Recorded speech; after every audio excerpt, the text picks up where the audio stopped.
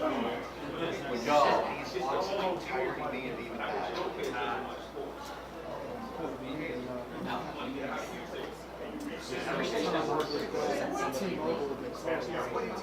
Age, untimely, nuance or whatever. Well, the one at Marshall and that class, there's weird. I have to drop this stuff off and pick up the old phone. By the time I get there, Next thing you go there and hand it up. the last one, Oh, yeah. the meeting was south. One of the co-chairs was going to the family because 13-year-old nephew killed gun discharge. She would take it to a meeting and sell it You had experience. No, I mean, I heard. Because I've been super 8 years, so I've been on the top. or I suggested that you would Mostly was DC here in Detroit. I thought it was fun. We had I believe he was for some kind of backup system in case she could. maybe he wasn't. I use the term shit in case shit happened, and I wasn't sniping. And she went on and she's like, I Maybe this guy's here. Most 2 years old. set up or something that there were other issues and she just had to they're flying monkeys went to me and I was like, no, I'm gonna protect my peace. I'm not gonna have this argument with all of this is kids. Yeah. Give me a break. Working in the business. Yep. Does everyone have all of their personal items outside from the chamber? I do. You do? Okay, good. Thank you. That's why Thanks for asking. Friday the 13th,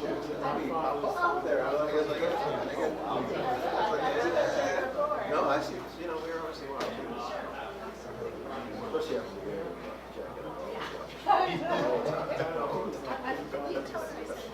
I will. Yeah, yeah. For sure. Yeah.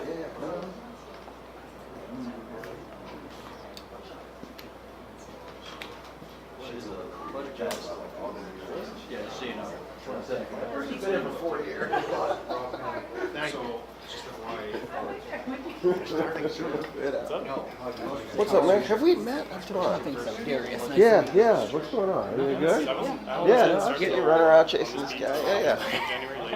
Everything going good over there? Always well. How about Yeah, you? yeah, you got some good people there. Yeah, oh, you know, it's all good. What are There's you, a lot of content, right? Are you here 4 days, Saturday through Tuesdays? So it would Because I know you do weekend. right. It would be Sunday through. No, so Saturday, Sunday, Monday, my off days are Thursday and Friday. Oh, okay. Whatever that, So they- Saturday through Wednesday. There you So go. they still got you on the 5 day. I still do the 5. Okay, I know like half our staff do. I know 4. it's funny. I feel like most of them run into do 4. And I need to do the politics, you know, because I'm already missing 2 days. Yeah, So I kind of have to do the 5. Yeah, no, I feel that. They're kind of like looking for you about the your day off. Like, hey, where did you work? Can you make a couple donuts? Exactly. No, but that never stops. Yeah. Oh yeah, I know. It's 11 o'clock. How long have you been there? Nice and 9 years. Well, they got to know me. Yeah. The thing is, Yeah. I wasn't one of Chicago is home for you. It is home. No, Oh, yeah, nice. that's What part of the city? So I was born in this, but I grew up in Aristocrat. Okay, cool. Nice. No, Rich is South. this home for you? Yeah. Okay, Central. I went to Central. Okay, cool. Yeah. Family is in Chatham, 89th and King Drive. Oh, cool. Went to King. And yeah, got back last time. I actually did a high school shout out last night. I guess Jared Payton randomly referenced high schools or whatever, and so Jackie Banks said hers. I said, well, Rich Central. So that was fun. I never get to do that. Well, very good. Well, good. Well, welcome back home. That's so cool, man. It's good. Awesome. Treating me good, keeping me busy. Yeah. That's the one thing about it here, keeping me busy. Getting back used to the call a little bit, but you never get used to that. No. No, No. not at all. So well, good to finally connect. Yes, you too. Have a good one. Three of them. It's a problem. A lot of those people, some of them are getting into the game. I think a lot of those people are different. In the Carolinas? Yeah. Yeah. There was this one woman, I think she was like the first county counselor. Yeah. Her name was Sally Crummy, and she was she had these one-liners, and she wasn't trying to be funny. Sometimes that's who she was. Kind of like Emma Mitz today. Yeah, I would parallel her with Emma Mitz, except she didn't take a shit. No one would have put her pants on her. She probably was soft. But I remember one time we had just gotten the cartoons, and he went on and interviewed to the Journal Constitution. And I remember her saying, there are Republicans in every rap. And the next day there was this cartoon with these rats and these hoes. And he ended up publishing a book with that cartoon. I ended up buying it. I still and then there was this Republican. I should write a book about it. There was this Republican. He was sort of moderate. In fact, most of them were kind of moderate. Some of them were slightly extreme. But there was this Republican named Bob Lucas. And he had this wife named Marilyn. And Marilyn would feed me information on both sides. And she would always say, "Send it."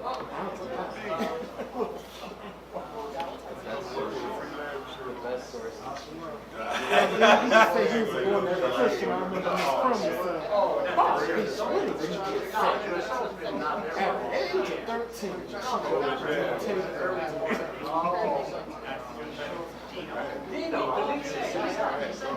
a lot of the characters seemed like they were straight up with the West. Some tribal ones. There was another one named Dale Crawford. And she was talking about how she was straight to life.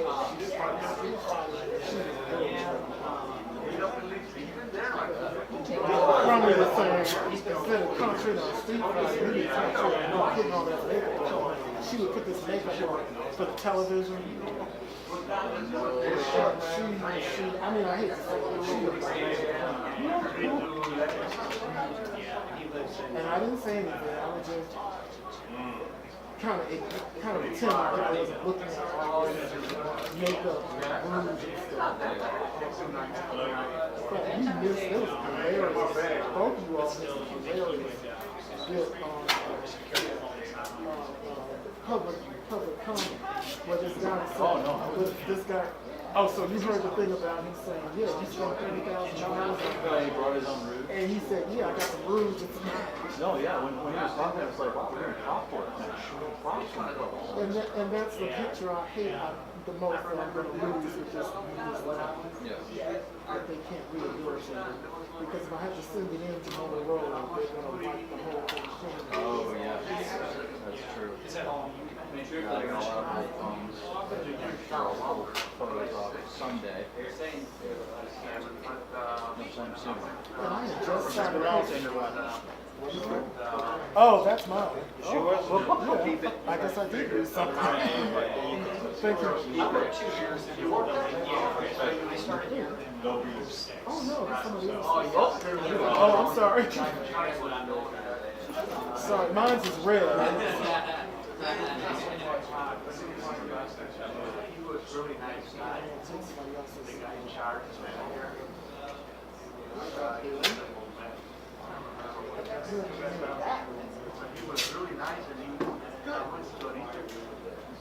I don't know, maybe it's wonderful.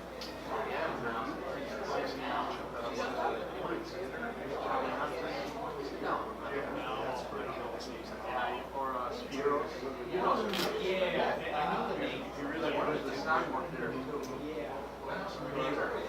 Yep. My attorney called on my phone with the police.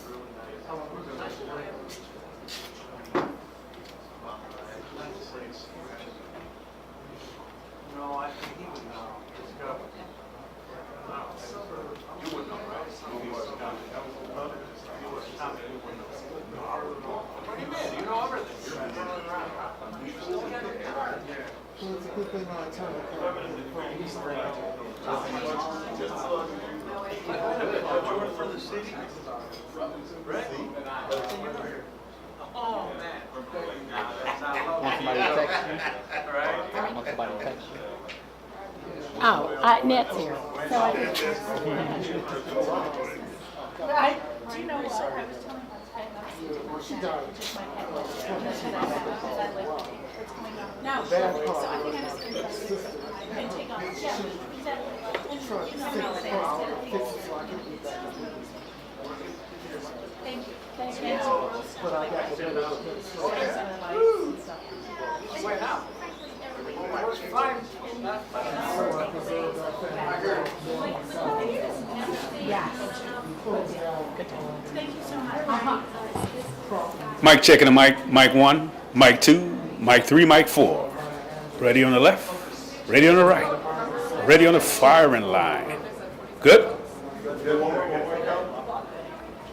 Mic 1, mic 2, mic 3, mic 4. Show up for the meeting of their attorney for their hearing. So, judge pushed it back, the final hearing to the 17th, which is tomorrow.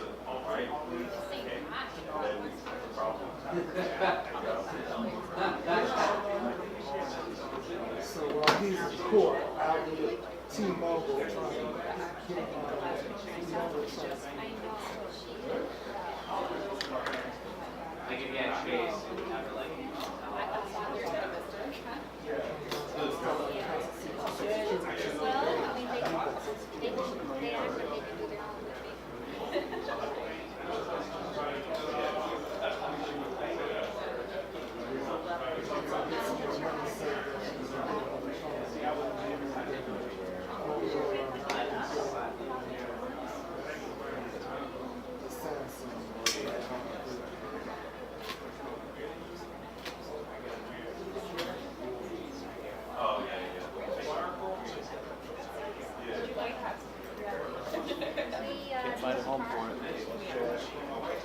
Yeah, I'm sorry. I thought it looked like it was red. Mine has red on it.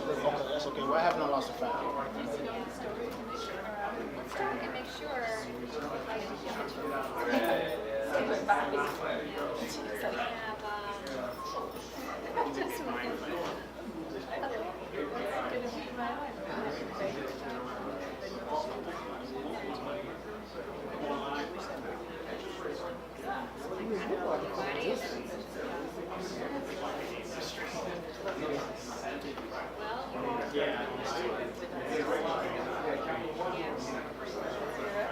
All right, let's make sure we talk. Generally, we have some Yeah, no, it's not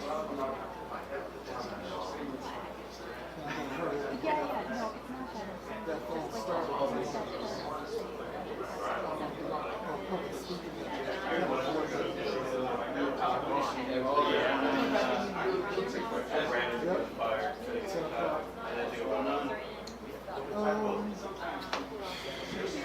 I don't remember the arrangements. But they've already approved their budget. Yeah. It's probably like contracts, resolutions, honoring certain people.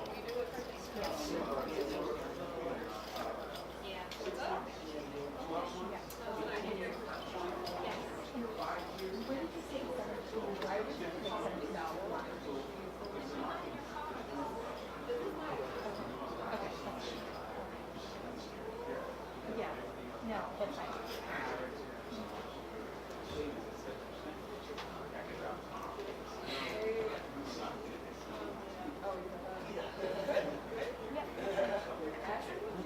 Anybody.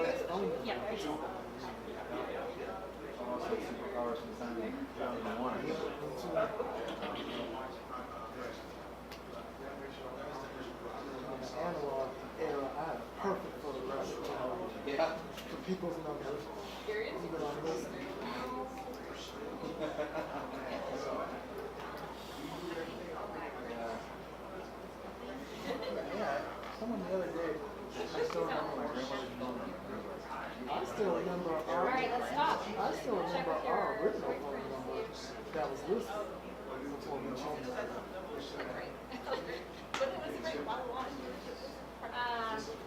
And I remember the second phone, landing on the I can't remember anything else.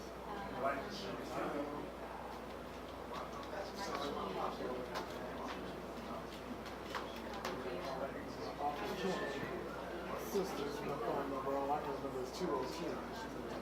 Yeah. Area All right, girl. I remember area codes, I can't remember the other digits.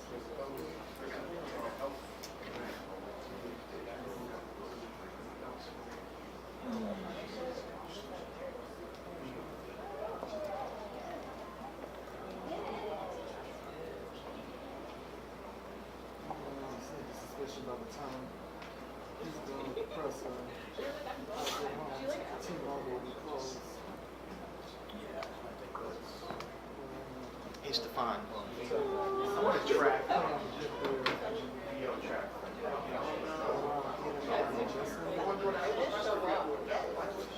What I could do is stop at the house first. Check the mail and then stop by the time I stop.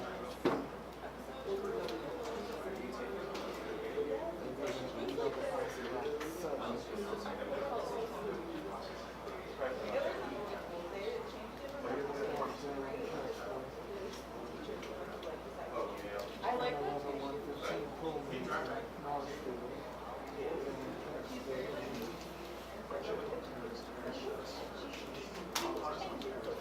Politics on.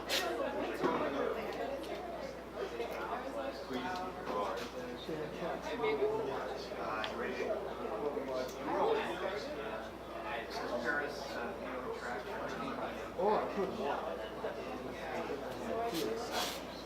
They took a weekend negotiation to reach a final deal after a vote was called off last Friday. The mayor's office traded out the $68 million property tax hike in favor of cuts to his own office and middle management positions.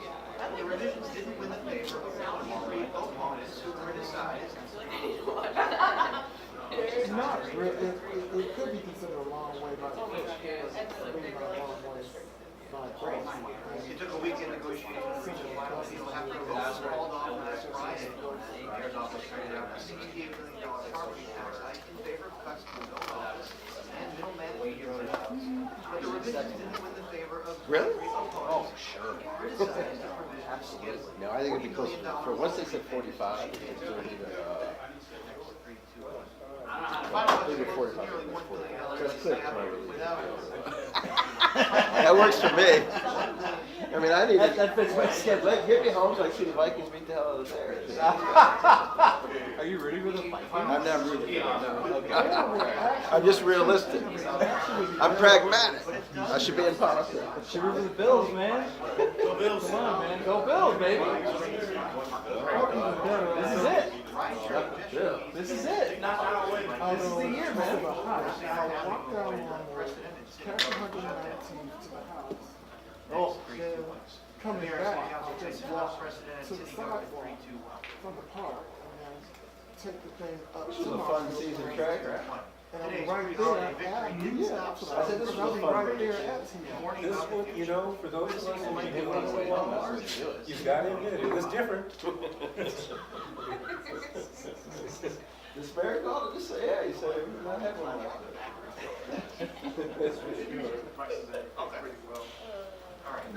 Oh, man.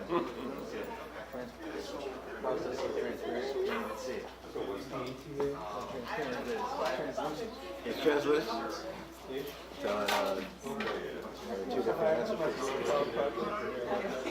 Transparent. hey, we're giving you what you asked for. Why don't you start with that? Man. I can have a coffee. I love it. Greatest show on earth. Yeah, well. Finally, when I pulled it all out. Yeah, right. Washington. Where did we beat Washington?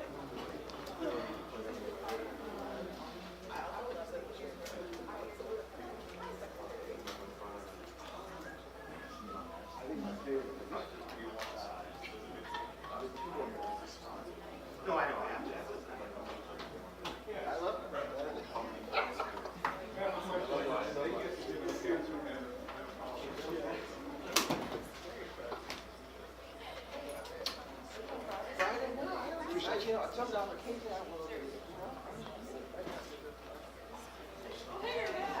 And I got it.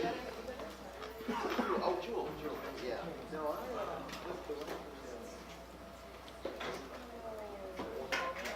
it's hard to do, you know, you got to put them up and run around.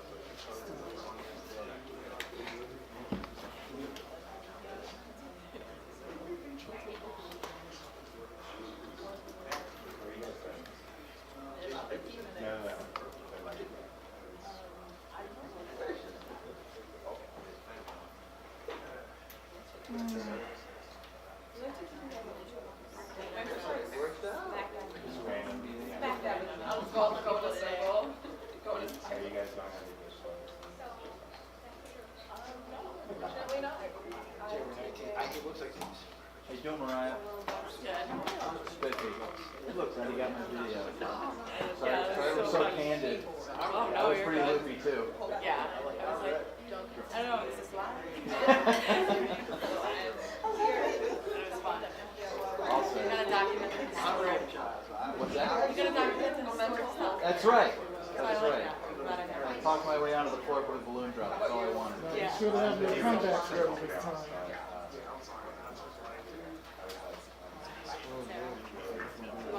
Yeah, let me.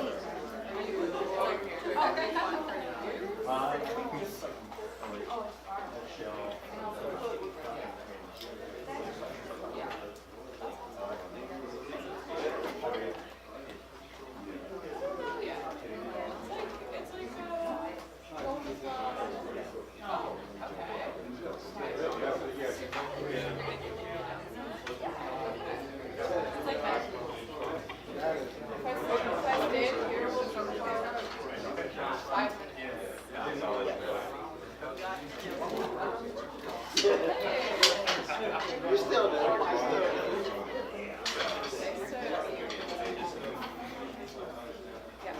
I did see your questions get through.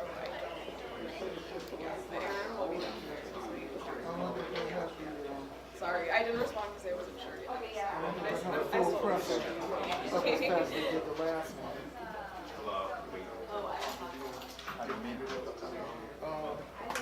Well, sometimes it takes days for them to upload, like in CBS or ABC or WBBM or whoever takes it. And same thing for the mayor, but they had it up within, I think, the same day. And they took it. Just the compressor? Yeah, and they had two versions of it. They had one of them picked up right from the person started, and then the other one got the whole thing while we were sitting and waiting, so we could get my mouth off camera. And then I didn't see this because I didn't look all the way at the one with everything. And they said they saw me right front and center on the camera. I said, oh, really? They said, yeah, we saw you go in there and sit down. They have a live stream. Yeah, right. On Twitter. And those are usually up right away. That's what apparently what happened with all of us. This was on there right away, so was Testing. WBBM, and so was No. Testing. 5. Yeah. Can everyone hear me? Yes. No. Just kidding. Who said that? I thought there was some voice of doom. Am I the voice of I mean, I don't know. Not today. It was kind of ominous.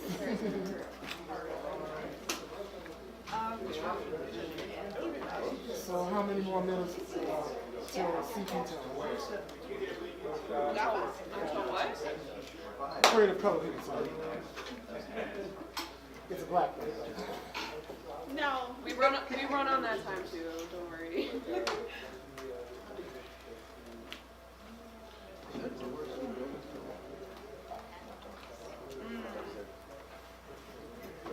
It's next one of them should be, but usually only one. Front door In the Caribbean, they call it island time. on the lookout side. And you know what? The front door. In Ireland, they call it Irish time. guess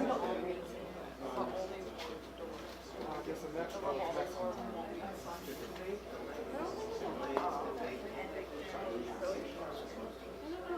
I was like, they shut them down and they consolidated to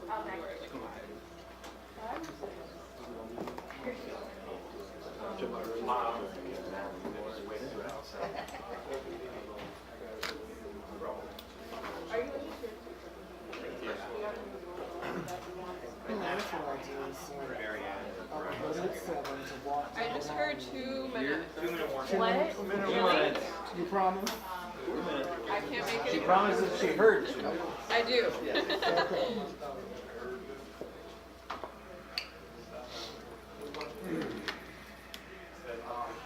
Why would I want to do that to myself? Shoes come off the out of breath.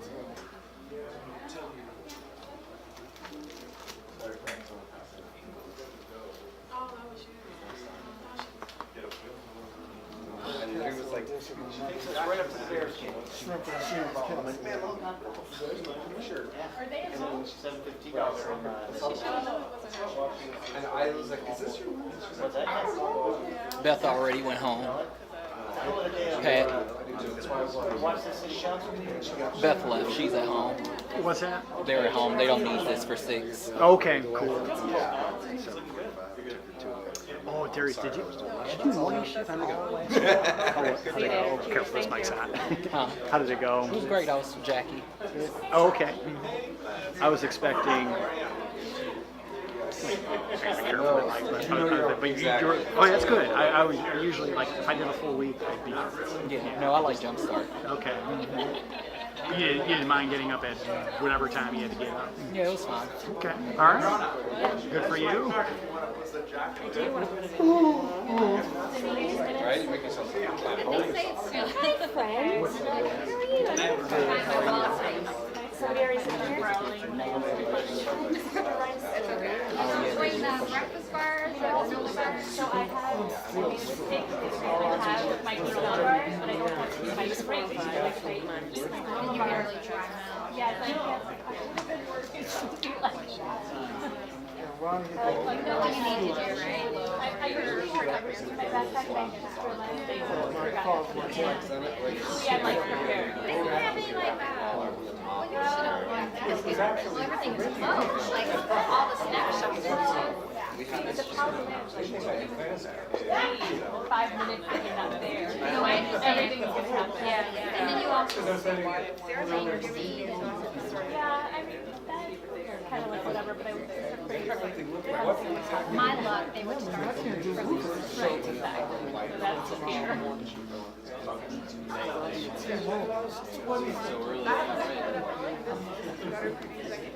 So the piece that I read today that was actually a column. So who did your graphics?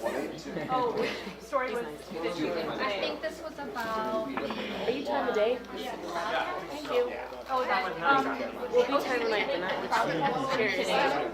Oh, look. So we generally, like it depends on how sophisticated it is. Reporters have to be graphics. So I'll have to check for me. I think it was like that. I mean, It was my source. it may not have been your story. She leads to 3 or 4 stories in her column Today. today. Oh, okay. One of them was I mean, I kind of all blend together, all these stories. It's like 2 minutes.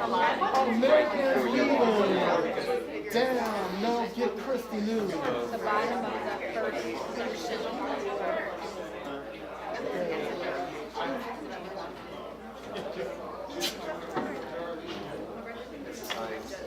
Oh, yeah. Is it cloud? Yes. Oh, yeah. So this one, I think we just put it together ourselves. Because reporters, we have like some basic knowledge of how we have like some basic things. I didn't do this one. It was one of my coworkers because we reported working on it. But usually we can do these like bar graphs and stuff ourselves. If it's like much more sort of advanced, yeah, if it's more advanced, it's there's sort of like, you have like sort of smart charts where things are moving and stuff like that. Then we bring in the maps and stuff like that. And then we have a data visual department that is like amazing, you know, but like basic bar charts or pie charts or all that stuff, like we just do all that. So, because we're so like all of our stories are data, and they're all encouraged to have some sort of part visualization what we're trying to do, you know. So yeah, this is I was curious. How is the law department? Do you miss finance? No, it's really good. Especially not this last one. Oh, months, I should say. Yeah, like you said, you've heard a lot. A lot of phone calls. In a way, Do you follow not regularly, you know, we part of like the MSRB, which is like that overall making sure like vice chair and stuff. So she's still like connected to the muni market, right? Because she's on that board. So yeah, like you all see her at like, you know, unity class. Did you chat with her? You did? So yeah. There's a few people from the I just lost touch with her. So like I think Jenny, maybe Samir. Samir's there. Yeah. He's one of the schools. Right. So,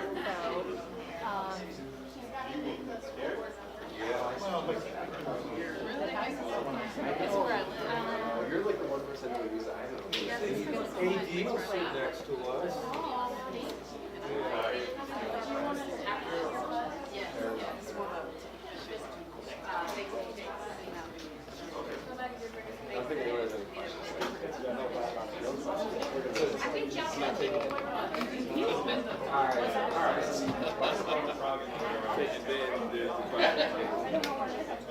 I'm so close to getting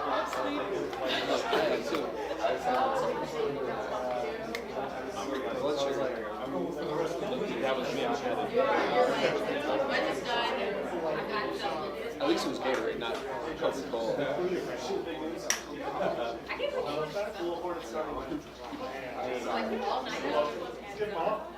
I know. I gotta look at some of my legs. You know, this is the first time we've had a full starting lineup since the beginning of 2020.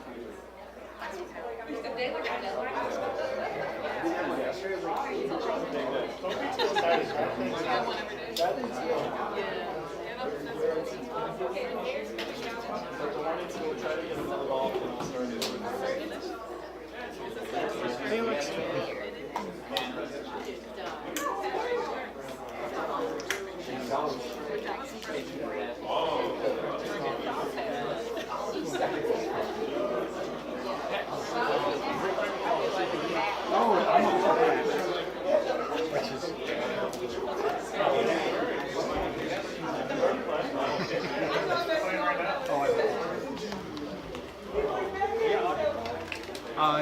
No, usually.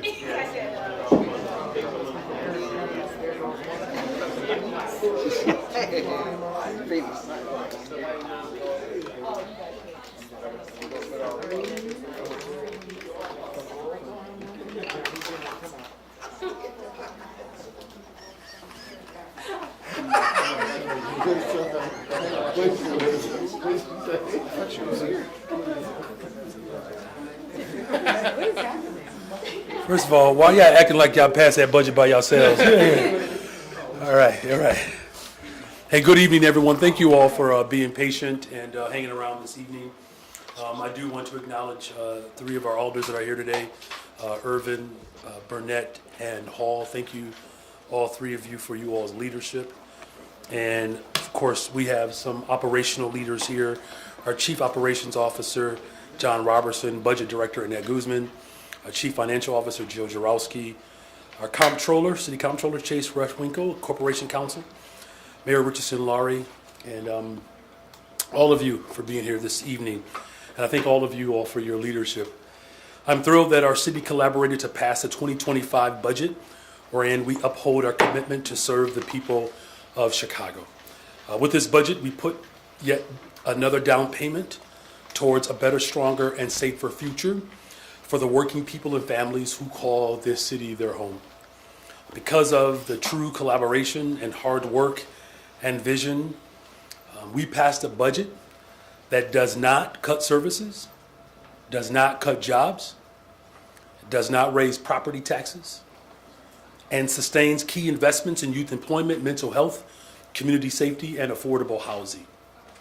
In addition to funding the most critical services like ensuring our streets are clean and garbage is collected, we uphold our commitment to protecting our financial future.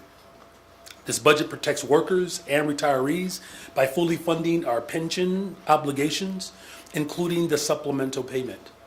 Finally, with this budget, the city is set to release a record TIF surplus of $570 million, returning record amounts of tax revenue to our schools, libraries, parks, and of course our city colleges. I am deeply grateful to the members of the City Council who contributed their hard work, ideas, and passion to this process. I especially want to thank again Alderman and Vice Mayor Walter Burnett, Alderman Jason Irvin, Alderwoman Pat Dow, Alderwoman Emma Mitz, and of course our subcommittee chair of Revenue, Alderman Will Hall.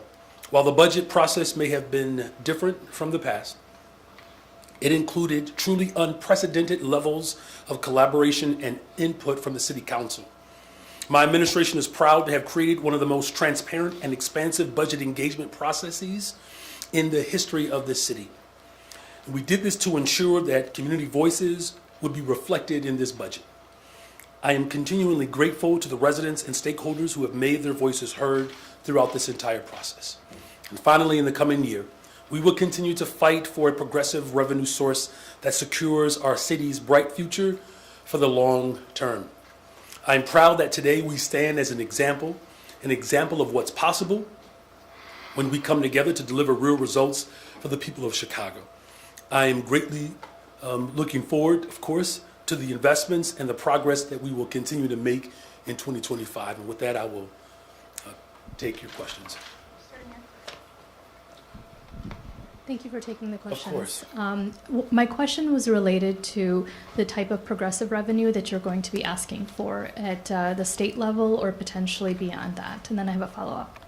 Yeah, sure. Look, I really wish that we would have passed the progressive income tax, the fair tax. I wish we would have passed the fair tax. We're only one of 11 states in the entire union that has a progressive income tax. This is an idea that was incredibly popular by Chicagoans, but one of the things that we do have to just be very clear about is that the ultra-rich in this city, state, and country have to pay their fair share in taxes, and in order to make sure that the critical investments that we need to make in order to build a better, stronger, safer future for the people of Chicago, they have to pay their fair share. But how will they, is there a specific measure that you're going to be championing over the next year? Again, we do not have a progressive income tax.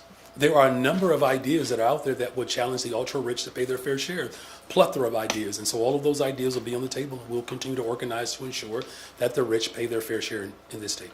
And my follow-up is related to 2026. There were several comments during City Council today about how difficult 2026 is going to be compared to how difficult this year's budget was. So can you talk a little bit about that? Yeah, we have to continue to work hard and bring people together. I mean, look, we didn't sign up for this job because we were hoping that it would be easy.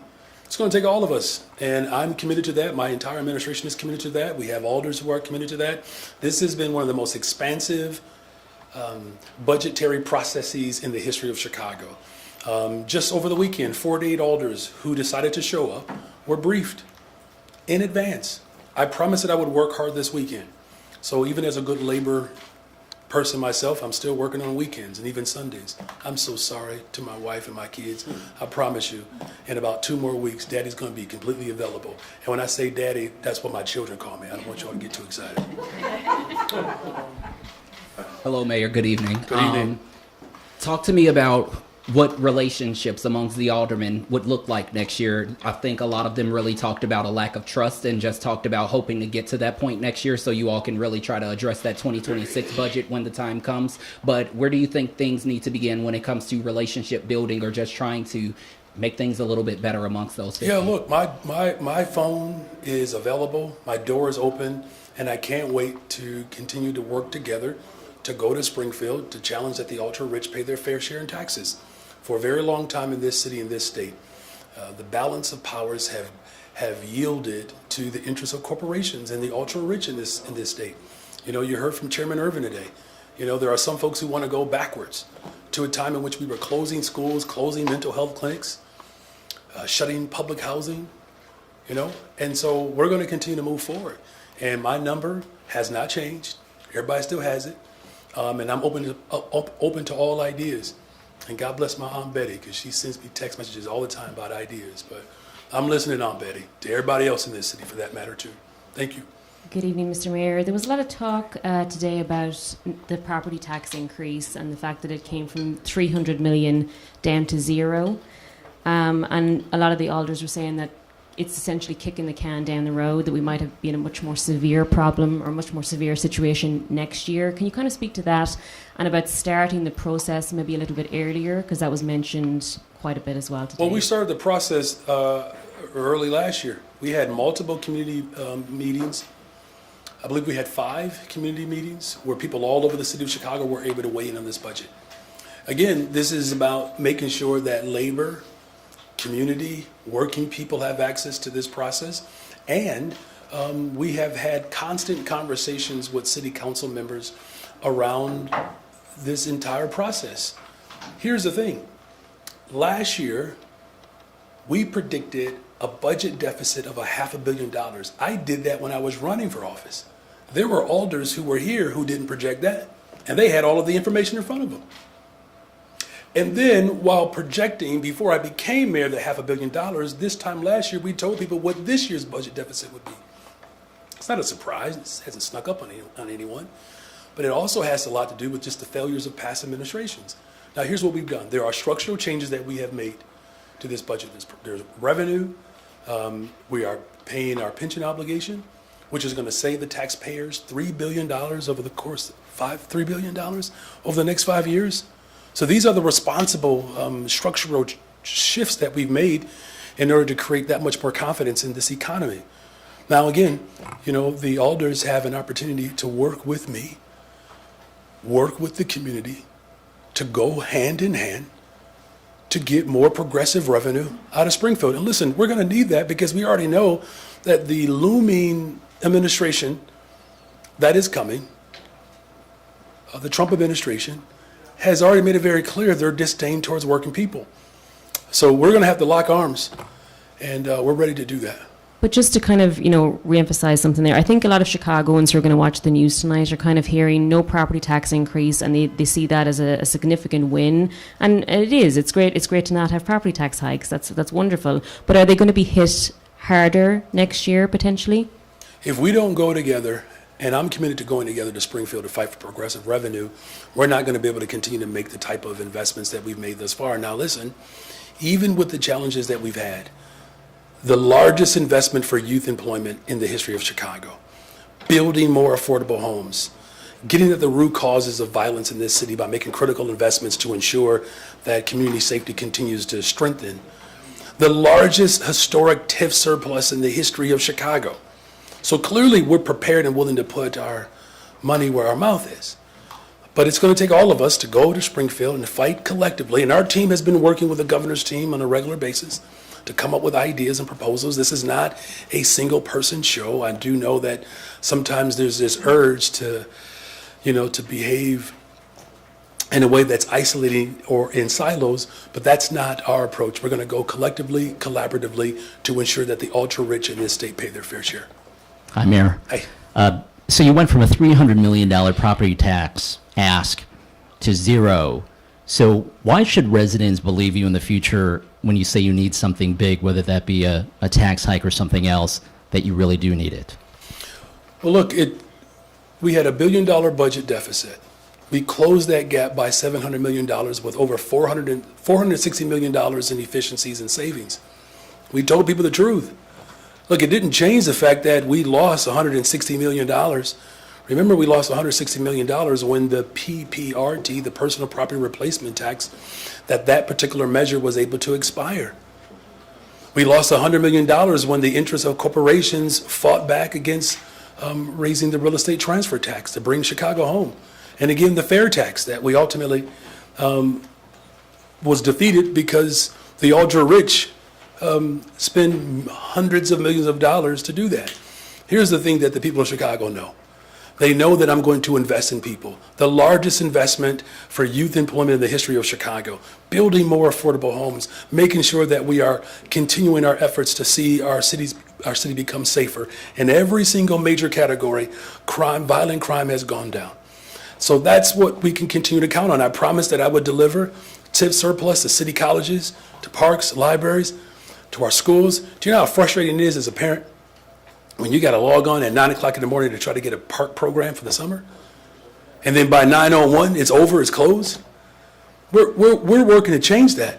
Look, there's not a surprise here to anyone that we are in the financial state that we're in because we've had previous administrations that were more interested in protecting the ultra-rich. We're going to do it differently in this city. So we're going to continue to build a better, stronger, safer Chicago by fighting for progressive revenue and ensuring that the ultra-rich in this state pay their fair share. Should you have started with a $300 million ask? I mean, listen, here's what we started with. We started with investing in people. And we will continue to start that. The largest investment in the history of Chicago for summer jobs. That's what the people of Chicago want. We increased our resources to gender-based violence to make sure that families who are fleeing violence in this city have programs and opportunities to heal and to become secure. And so know that in order to build a better, stronger, safer Chicago, you have to invest in people. This budget does that. Thanks, Mayor. Welcome. And you did answer one of my questions about progressive revenue, so thank you for that. But also, let's have real talk for Chicagoans, where should they expect to feel some of this financially? For example, bag tax up to 10 cents, things like that. Well, look, it's not a secret that too many families in this country are experiencing, a great deal of anxiety around grocery costs and things of that nature. Here's where people will be able to feel the investments. That there's going to be an opportunity for 29,000 young people, mostly on the west and south sides of the city of Chicago, are going to have opportunities to get summer employment. Here's where they're going to be able to feel this in every single ward, that we have $300 million conservatively, almost $300 million for our schools.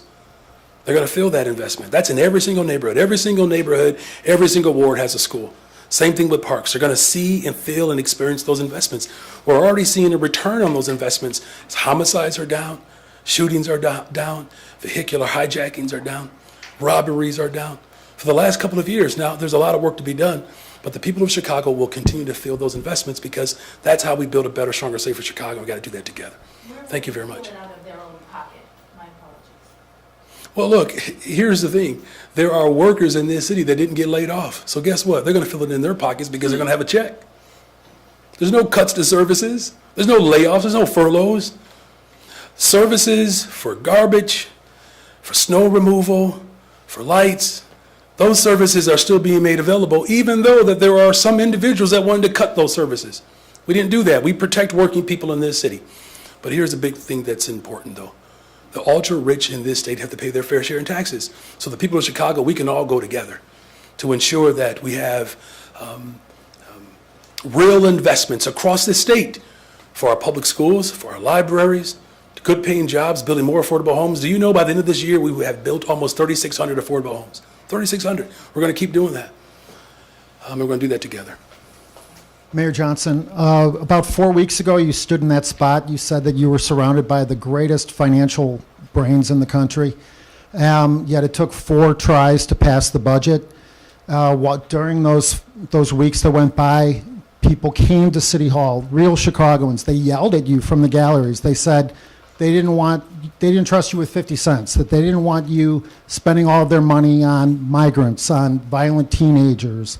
They said that you would lose re-election, that any alderman that voted for this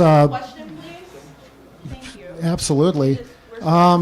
They said that they didn't want your budget, and that you said that you didn't want anyone to lose a job. Do you think the aldermen who voted for your budget will, in fact, lose their jobs, their reelection campaigns? Well, we voted for a budget that invests in people, and not one layoff, not one furlough. Again, the highest number of investments in the history of Chicago for youth employment, building more affordable homes. We actually expanded and extended our CARES program to respond to mental health crises. I mean, these are investments that have ultimately led towards violence going down in the city of Chicago. Here's the beauty in this moment, is that we have now 2 years of critical investments in the areas that the people of Chicago actually care about. But here's the thing that's most important, though. We're not done. We're not done. And so that's why we're going to go together as a collective. And our team is going to continue to work with the governor's team to find and come up with progressive revenue ideas so that we can continue to grow our economy. Ronnie Reese, your longtime friend, former press secretary, was fired because of alleged racist and comments and sexual misconduct. You said you knew nothing about it. If it turns out that you did and you lied to the people of Chicago, will you resign?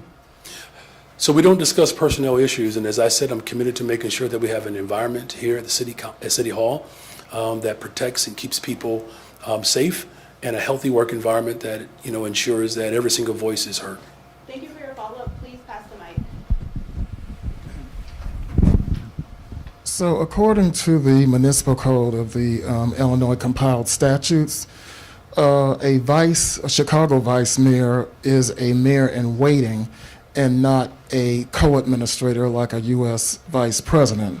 So the question is, wouldn't it make more sense, instead of creating a separate budget for the vice mayor, and far be it for me to mess with anybody's money, but wouldn't it make more sense for him to use your staff, since the legal minds among the aldermen say that he fills in for you for duties that you can't perform, like going out and visiting people? So would it make more sense to have staff that would be at his avail for that to come out of your budget, as opposed to creating a separate budget? Well, look, the entire $400,000. Yeah, thank you for that question. The entire budget, that we voted on today, is a budget that not only reflects the values of this city, but it ensures that the alders and leaders and city council can actually carry out the function of their respective responsibilities. And so we do work together, and we speak, to one another and share ideas. But just like every single function of the city council body, each of them have, staff members that coordinate with my staff members, that work will continue.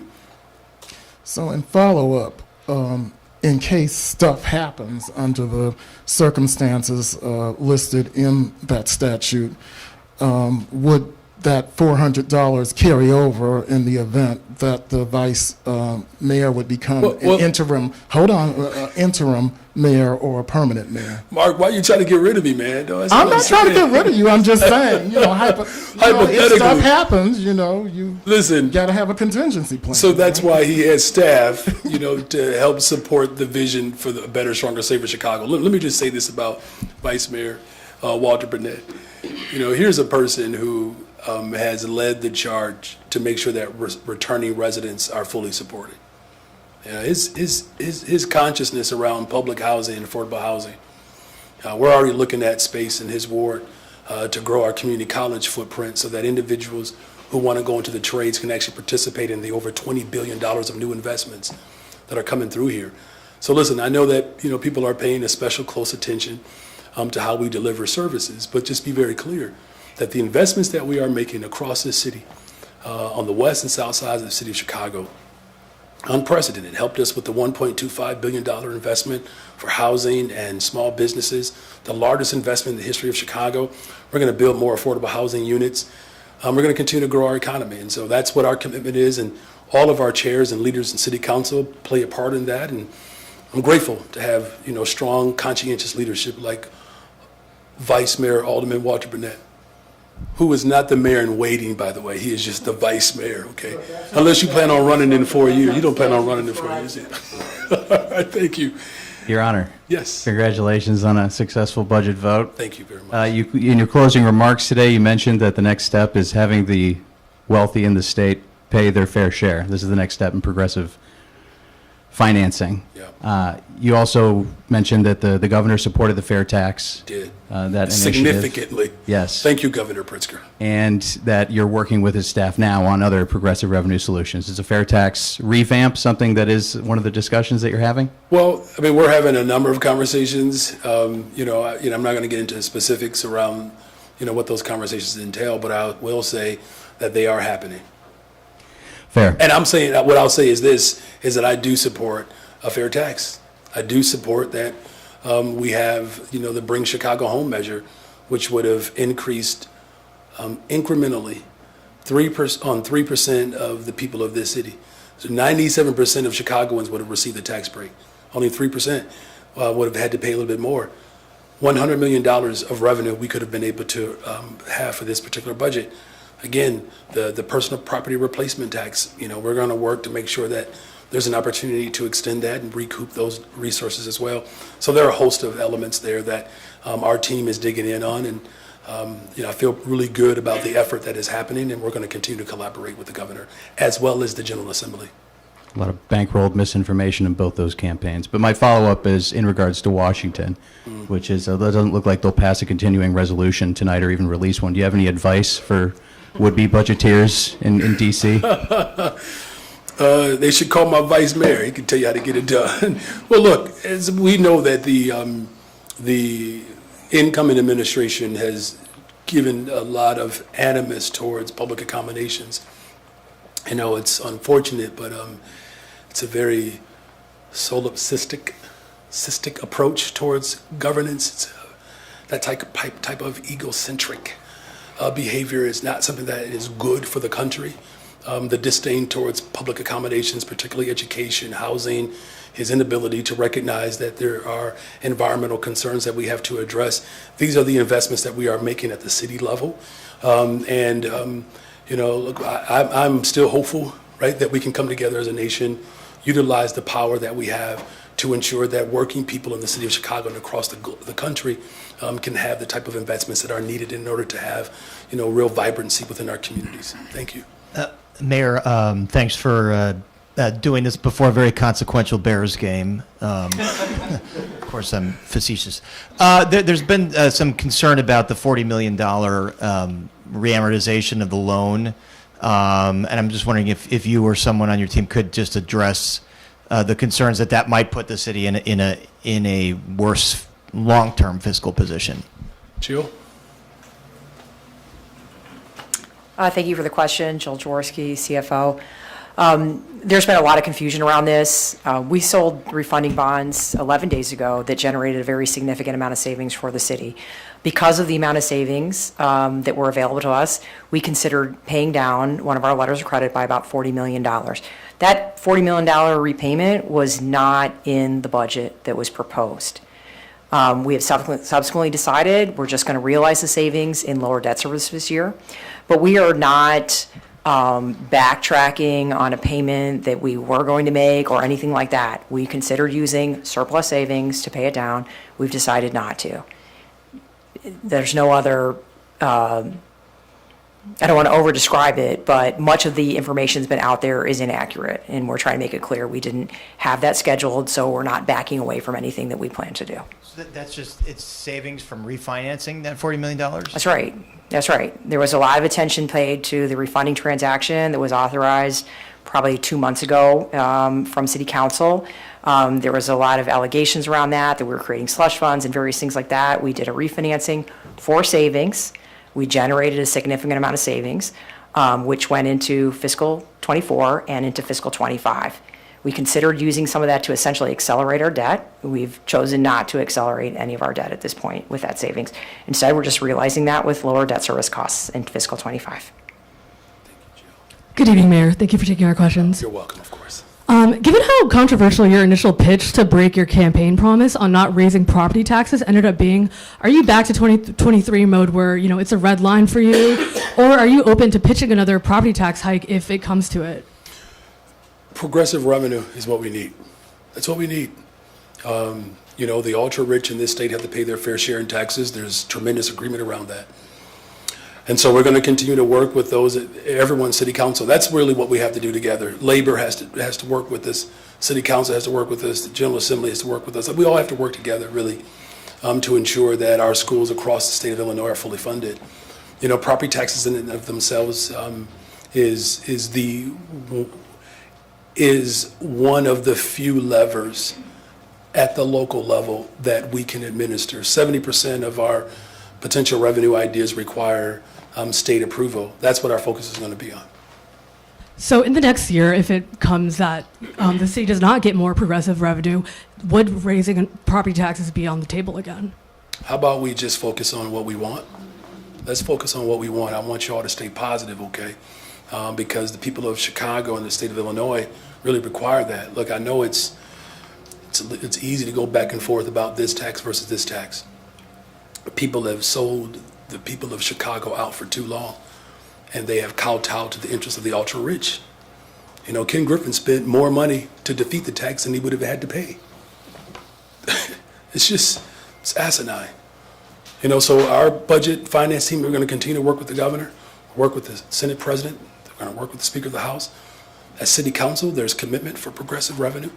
So it's going to be incumbent upon all of us to ensure that we have, you know, a tax structure that doesn't rely solely on local control. So I'm going to remain confident and positive, okay? Hey, Mayor. Hey. Alderwoman Haddon called your budget process disrespectful and specifically said that there was not enough collaboration when she spoke today. How do you respond to that? Are you taking that to heart, or do you still think that this was, you know, the best collaboration that a budget process at City Hall has ever seen? Look, the greatest investments that we've seen in youth employment, we did that together. You know, the greatest investment, you know, for an alternate response to 911, to respond to mental health crises, we did that together. You know, the push for the largest surplus, historic investments, we did that together. And you know what else we're going to do together? We're going to challenge that the ultra-rich pay their fair share in this state. We passed a budget making critical investments in all the areas that people know are important. I didn't do that by myself. You know, this budget and finance team, I mean, I think conservatively, it's like 600 different exchanges, roughly. Just back and forth meetings. Y'all gonna FOIA it anyway, so you know it's there. You'll see it all. These folks are working overtime, rolling up their sleeves, work hard. Look, it's a new process. We're doing things differently, but we're doing it better. And so there are folks who are going to take some time to make adjustments. I can tell you this, so Jake, you and I are new around here. I can tell you that this process that we are experiencing right now, there's no one in this room can say that this process has been more collaborative than previous administrations, no one. And if they say that, they're being dishonest. And so we're going to continue to work together because we have to do that. And I'm very proud of the work that the City Council has done. I'm glad that they are finding their voices. You know, I was an organizer, and I would try really hard to get City Council members to find their voices. Looks like they have.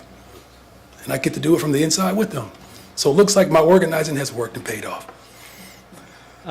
This budget relies on some estimates that raise eyebrows, like $10 million coming from events and a number of new efficiencies that were brought in pretty late in this process. Are you confident that this budget really is balanced and that the city won't overspend like it has this year? $460 million of efficiencies, right, and cost savings.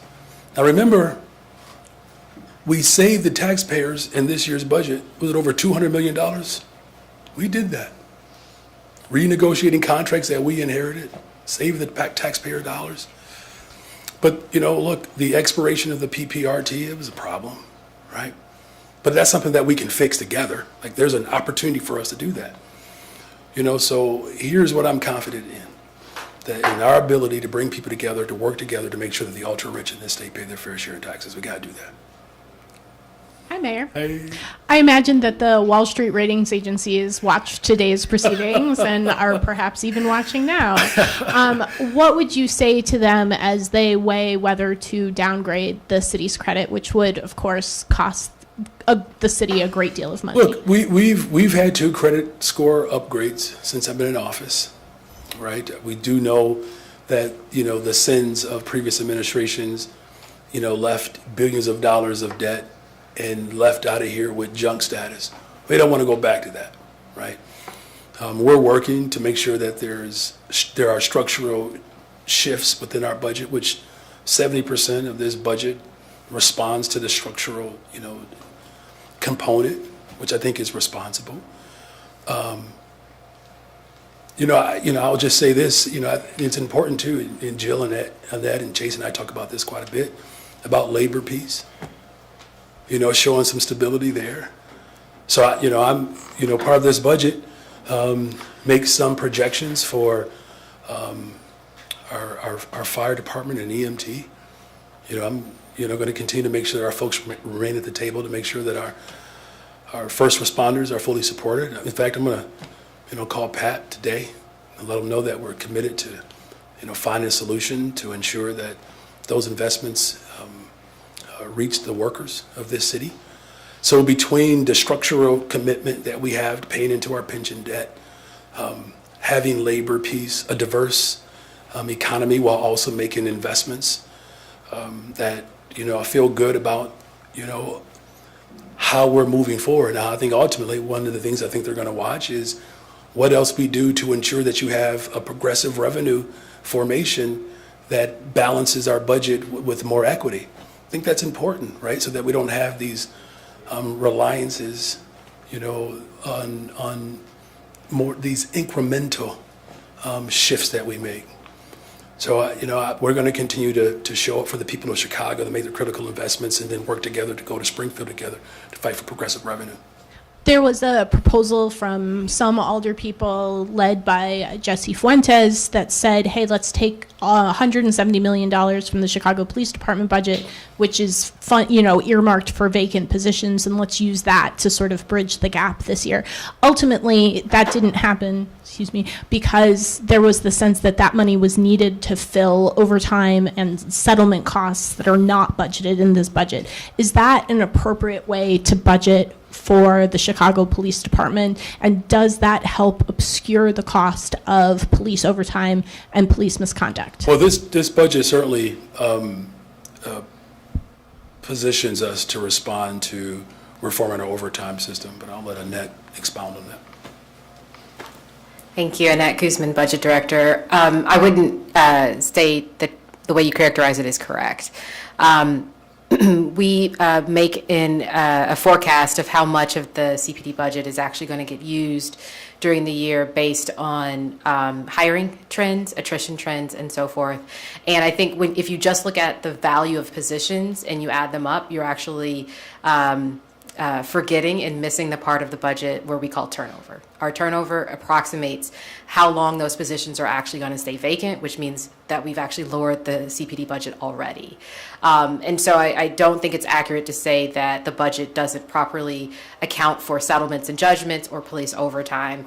We have already made an approximation of how long those positions will be vacant, when people will potentially leave CPD service, creating salvage within the CPD budget.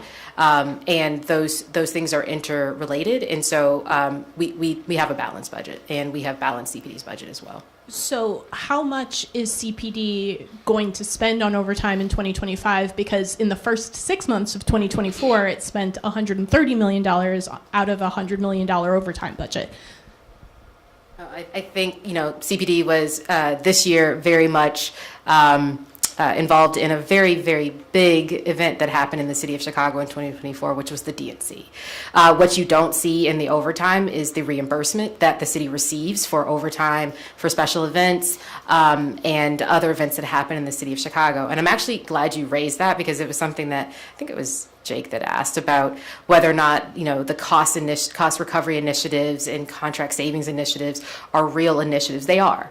What we have seen in this over the last few years, as it relates to not only CPD's overtime and their regular salary and wage line, as it relates to supporting events, we have other departments that do that as well, is that the city of Chicago is going to be working in 2025 to make sure that our permitting processes, our coordination and scheduling of events is done in such a way that we're actually have the capacity and the resources to staff those without increasing our costs across the board for all of our departments that do that work and support that work, so that, organizations, sporting teams and so forth can continue to have the support that they need to ensure that their events are safe, that people feel safe when they come to them, and so forth.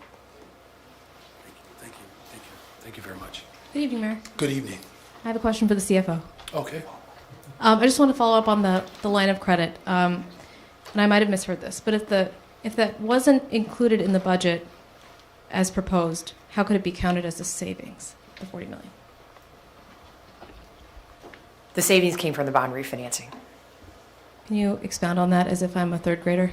Yeah, we sold bonds to take out bonds that were callable, and we tendered for a lot of bonds, which means we bought them out of the marketplace, and we were able to sell the new bonds at lower rates than we pay on the old bonds. And so we generated $89 million in savings that is allocable to fiscal '24, which is $19 million greater than the amount we had originally expected from this transaction, which will help go towards our balance for '24. And we generated $54 million in savings in fiscal '25, of which we'd already allocated $13 million to the budget, and we considered accelerating payment of a line of credit for $40 million. We chose not to do that. So those are just savings we realized from our bond sale. Got it. So the revenue from the refinancing was higher than expected? Much higher. That's correct. Got it. And we did not budget anything for the savings in fiscal '25. As we got close to the deal, we thought maybe we'd get $10 million. We ended up having a much more successful transaction. Okay. And there were some aldermen who said otherwise, that putting this off would cost an additional $2 million, $1 or $2 million. That's inaccurate? So the $40 million on the line of credit, if we assume around a 5% interest cost, does cost about $2 million a year in interest. So, but we're not really putting it off. We had not intended to pay it off this year. We considered the opportunity to pay it off earlier than we expected, but it does carry an interest cost, just like all of our debt carries an interest cost. We keep the repayment of our debt. We try to be very steady with the repayment of our debt, paying down principal and interest every single year. We could choose to accelerate the repayment of more debt, and that would, drive us to a higher budget gap that we would have to fill. But, if you look at the repayment, pattern, you'll see that we are consistently paying down a significant amount of our debt every single year. Thank you. Good evening, Mayor. Good evening. With all the talk that we're hearing about progressive revenue, what indication are you getting from the governor's office or anywhere in Springfield that they are ready to pursue something like that of that scale, or even at the city level, another try at the tax surcharge? Mm-hmm. We're having regular conversations with the governor's team. We have spoken with the Speaker of the House as well as the Senate President, engaging them as well around a host of ideas. Look, it's too early to indicate whether or not someone's going to make a commitment one way or the other. All I can say is this, though. Here's what we do know. The state has conservatively projected about a $3.1 billion budget gap themselves. So we're not the only body of government who are dealing with the fact that the ultra-rich don't pay their fair share. State of Maryland, $2.7 billion budget deficit that they're projecting. And so, the indication really is being provided by the people of the state of Illinois and the city of Chicago. When we went for the fair tax, I believe the city of Chicago was over 70% in approval of a fair tax. Black Chicago was even higher, I think near almost 80%, in some wards higher than 80%. So there's clearly an appetite from the people of Chicago, and there's a political will from the people of Chicago and the mayor of Chicago, myself, to fight collectively for progressive revenue. It's the pathway forward. Look, we made a commitment not to lay people off, to not cut services, while also making the largest investments in youth employment, affordable homes, and keeping our communities safe. We have demonstrated, to the last point, your question, the indication is based upon our commitment and will to get it done. And so we're going to keep at it. We're going to keep at it. And, I'm a pretty determined person, but so are the people of Chicago. And it's not just about me or my administration. It's about what the people of Chicago want. But if the success of next year's budget process depends on getting that done, we kind of have to face the fact that so far the ultra-rich have been pretty successful at avoiding paying it despite the efforts of in here and in Springfield. You're not wrong about that. I mean, they certainly spent a whole lot of money to distort the truth, but once upon a time, the ultra-rich were pretty successful to preventing black people from being liberated. We fought for liberation in this country to end slavery. Look, there's no question here that there are forces that want to keep people restrained and without the ability to live a life that pursues happiness. Here's the thing that's most important, though. You have a mayor, you have city council members. The people of Chicago want to see greater investments so that we can lower the burden on working people. That's what this is all about, really protecting working people in this city. And we're going to continue to show up every single day, roll up our sleeves, and work collectively to fight for progressive revenue. Hey, Mayor. Hey. Sorry, I didn't know if you're done. So there's been a kind of a disconnect through this process, right, where you describe being the collaborator in chief and that you're inspiring kind of a new process. And then we speak to aldermen and they tell us the opposite. I think you saw some of that play out today in the speeches where it wasn't even just opponents that voted no, right, but some of the supporters, Maria Haddon, Emma Mitz, also decried this process. I guess my question is, you're not really addressing that, right? Do you hear the criticism? Do you think it's unfair? Do you think it is fair and you'll work with them? Help us understand kind of why we hear different things from aldermen than what you say during these press conferences. Well, look, I think all feedback is heard and received. My budget reflects that. Let's just stay there for a second, right? So there are alders that said that we didn't hear them. But there were multiple alders that said that they, wanted us to find more cuts and efficiencies. We did that. There were alders that said that, look, the property tax, at 300, at 150, and at 68 million, that they didn't want to vote on that. We heard them.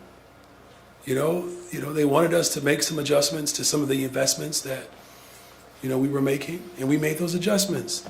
They wanted me to cut my office. We heard them. We did it. Isn't that proof that we actually worked together? If the ideas in which people signed onto wanted to see come to fruition, we actually did it.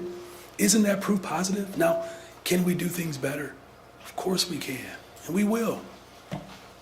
And, looking forward, you're describing another run at the fair tax. You came into office, obviously, saying you had raised hundreds of millions in progressive revenue, but the budget that was approved today does not include that. It includes somewhat regressive fines and fees. Why? What in your first 2 years makes you believe that next year's budget you will find some of this progressive revenue to avoid the kinds of increases that you had to resort to this year? So there's a commitment from more than just me for progressive revenue. There's a commitment that there are, again, 70%, over 70% of Chicagoans say that they want a progressive revenue in this state. Over 80% in Black Chicago in particular. That's what we have to respond to. We have to respond to what people want. Now, if you're asking for an over-under on how we achieve that, look, there's been a very long road to freedom and liberation in this city. It's been a long road. And there are families right now who want to see more investments in our public schools. And that's why I'm proud that we have the historic release of TIF dollars for community colleges and our Chicago public schools, parks and libraries, the city of Chicago's budget. Again, we still continue to see the trend move in the right direction as it relates to violent crime in this city. The largest number of paid positions for young people. Of course, I want to see more of that. And we're going to continue to do our part, to ensure that we find more progressive revenue to make those type of investments, not just for the city of Chicago. These are challenges that people are having all over the state of Illinois. And we're going to work with our partners across the state to see that come to fruition.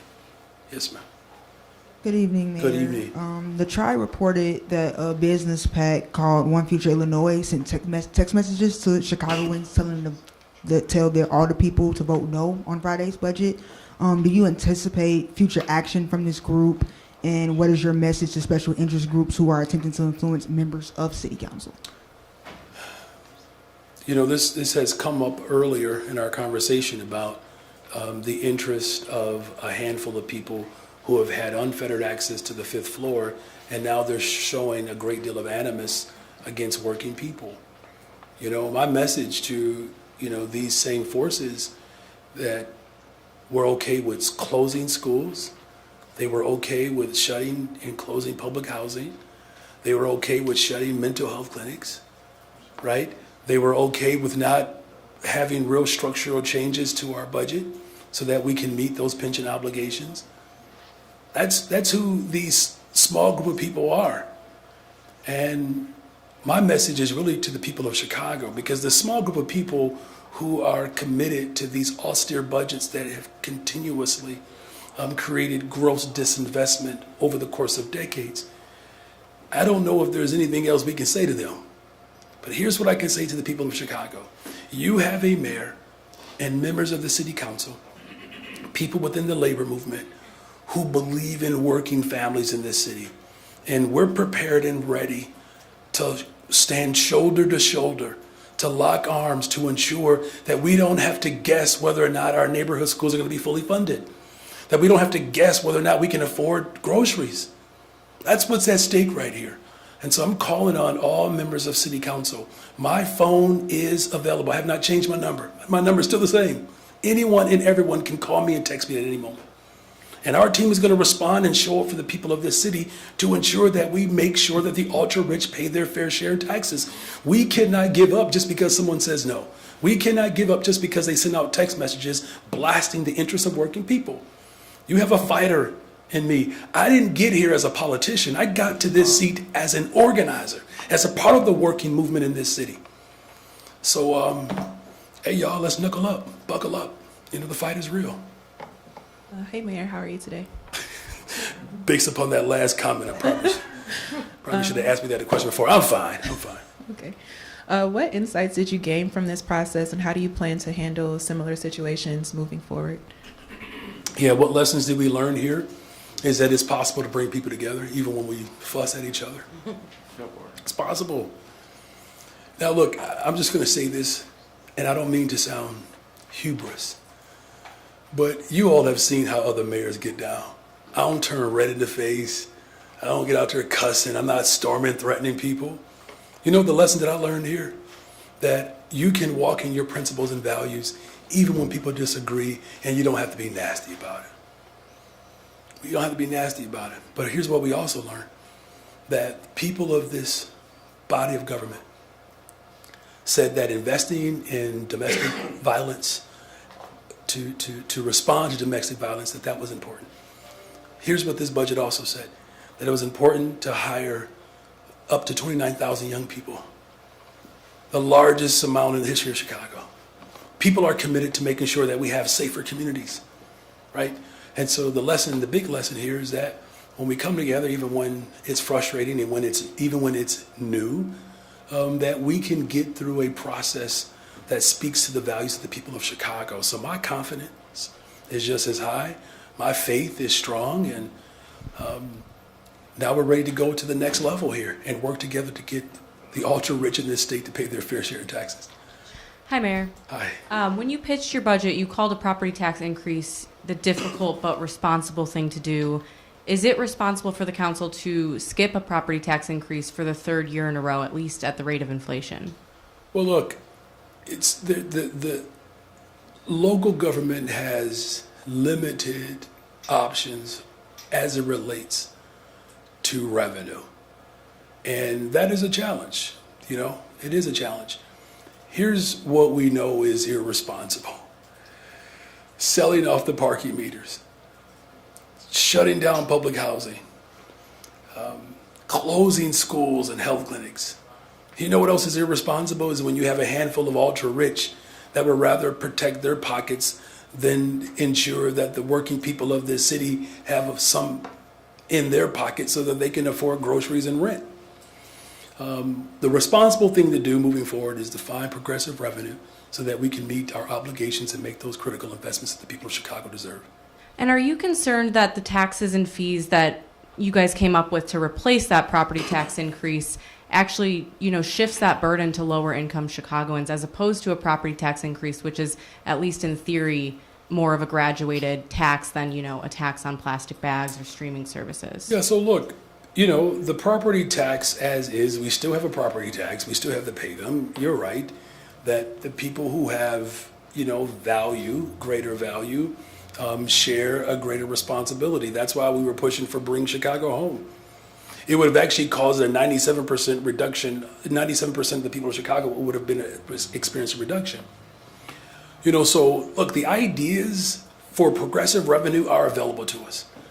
The political will is there. We're committed to it. We really are.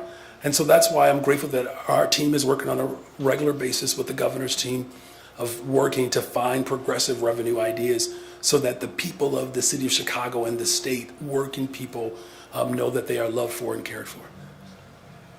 Good evening. Yes, it's like the last person during graduation. Yes, and I'm going to ask about a whole new subject, of course. Today you get to introduce your appointees to the school board, and I'm wondering what characteristics were you looking for in those appointees, and whether you had any trouble finding people who wanted to serve on the school board, given the challenges that the school district will face in the next few years. Well, look, here's what I look for. People who actually love and believe in public education. We want every single family in this city to have a fully funded neighborhood school. I talk about this a lot because it's important to me, especially because we know the looming attacks from the federal government around public education are severe. We have to take them seriously. So looking for people who understand the urgency of this moment, people who know that they have to organize and work collectively to fight for progressive revenue in the state. But really the big, characteristic that I really, I'm proud that people demonstrated was a real care for the families who do the work as well. I remember, I think I had just started organizing, and when Mayor Emanuel became mayor, he took a 4% raise away from teachers. Just right away, unilaterally. That certainly wasn't collaborator in chief. Could you imagine if I would have taken the raise from police officers my first day on the job? Don't imagine that, right? And I wouldn't do that because it's unjust, right? And so looking for people who understand that working people in this city are not the enemy. It actually becomes a little frustrating at times where people believe that teachers are somehow out to harm children. It's a really sad argument, quite frankly. And it really comes from this disdain and animus towards working people. So looking for people who understand the value of public education for our children, but not be dismissive of the people who serve those families. Oh, and no, there are plenty of people who want to do it. It's a matter of finding the right people and the right combination of people who can do it. The other question I have is, you talk about what you were looking for in school board members. They will have to amend the budget, and hopefully they, given your budget, they will include the MEABF pension payment. Was that a question that you asked them directly, that they will be willing to figure out how to pay that pension payment? Well, there's no secret that that's what the city council wanted as well. Like, I'm not by myself here, and it's a responsible thing to do. These are individuals who are teachers' assistants. These are overwhelmingly brown and black women. Unfortunately, because of negligence over the course of decades in this city, not taking working people seriously, having people on the board who recognize the state law, first of all, that there's an obligation and a responsibility to uphold the state law, but even the moral argument. Many of these economies, local communities are stabilized because of pensioners, retirees. So 60644 zip code, for instance, that's a zip code that I live in. The average pensioner at that time, maybe 6-7 years ago, was around $45,000 a year. if you were to remove those individuals from the 6th ward as well, right? These are retired workers, police officers, firefighters, teachers. We have to make sure that we secure these retirements because they ultimately help stabilize our communities. So yes, that's important that people respect the responsibility of the position to take care of the working people and retirees. Were you good? All right, thank you all. Merry Christmas, Happy New Year, Happy Holidays if I don't see you.